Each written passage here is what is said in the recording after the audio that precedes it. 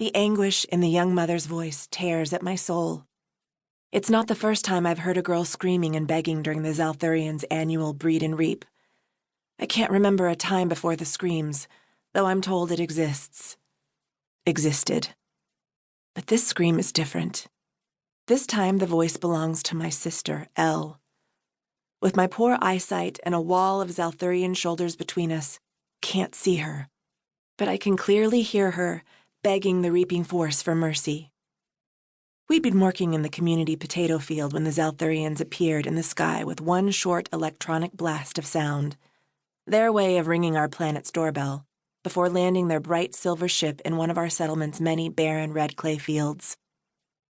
The Xalthurians always came in the same way, and at the same time of year, during the month of what the new Terrhans called May, even though a year in this solar system was made up of 14 months, not 12 like the old planet. But the Xalthurians almost never come on the same day, or even the same time of day for that matter. Last year, when Elle was 21, they came in the very early morning, but this year it was late in the afternoon. Before the ship appeared, Elle and I had been debating about whether to keep pushing in the community fields until sunset or take a break. Elle was tired after working the fields all morning with the red and ebony swirled hybrid infant she'd been allowed to name, perched on her back in a sling. She'd wanted us to go home, curl up for a nap with the baby tucked between us. I was bone tired too, not to mention hot. That afternoon, the sun seemed really eager to remind us that scorching season was right around the corner. But I wasn't on full rations like her, and I worried we'd both get punished with an even smaller share tonight if any of the leaders saw us cutting out early. To nap or not to nap? That had been the question. Until the Xalthurians showed up, dressed in 3 distinct ways, as they came bounding out of the ship. From experience, I knew those dressed in leather loincloths were here to grab the 21-year-old females and drag them back to the ship for the breeding ceremony, while the ones wearing silver uniforms with a diamond eye insignia stamped into the back were here for last year's crop of babies. Breeders and reapers. That's what we called them.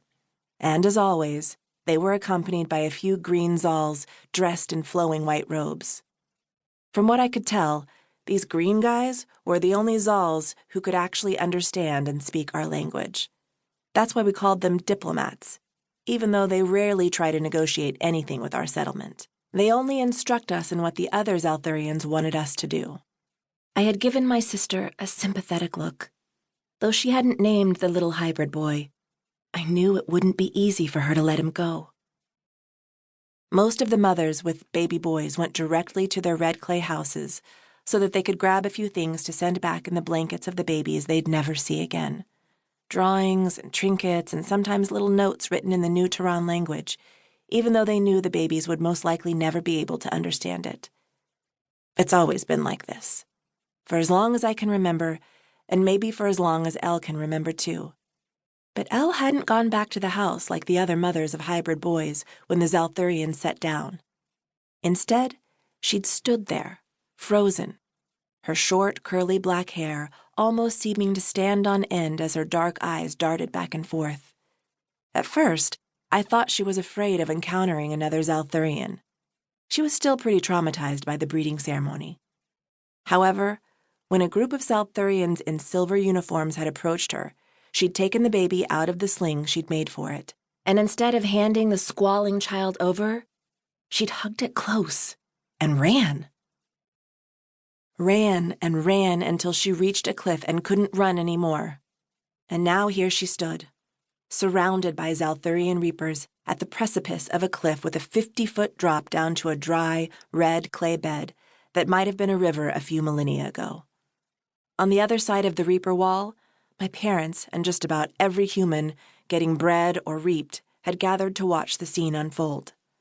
I still can't make out much, but I hear Elle and her half-Xal baby sobbing wildly as she begs the reapers not to tear them apart.